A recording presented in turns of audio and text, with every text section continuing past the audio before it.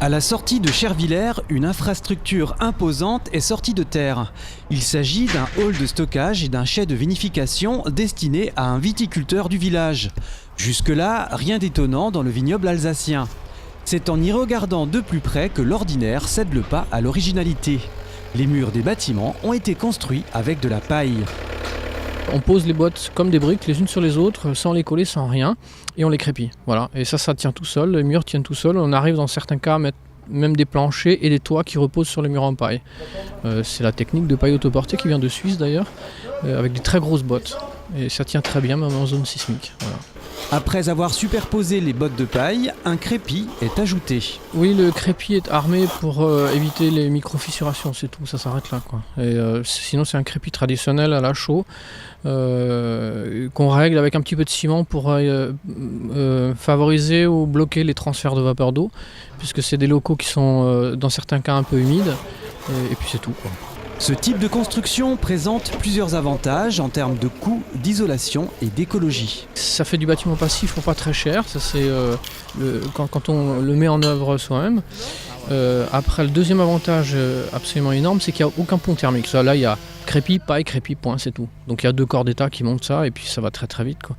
La troisième, c'est qu'on est beaucoup plus performant que le passif. Et la quatrième, pour ceux que ça concerne, c'est qu'on est 100% écologique. C'est-à-dire qu'avant, pendant et après, il n'y a pas de pollution, il n'y a quasiment pas de transport, il n'y a aucune énergie de production non plus, puisque la paille, c'est pas une culture, c'est pas une plante. C'est pas une variété en elle-même, c'est un sous-produit de l'agriculture. Autant d'arguments qui ont séduit Yves Dietrich, propriétaire des lieux. Il faut que je pense. En l'an 2000, ce viticulteur de Chervillers a converti son domaine à l'agriculture biologique.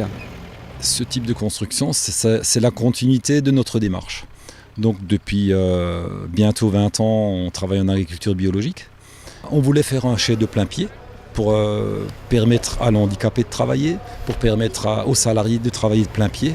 Un système de plein pied hors sol qui soit isolé, qui n'ait pas besoin ni de chauffage ni de climatisation. On a opté pour le système de paille.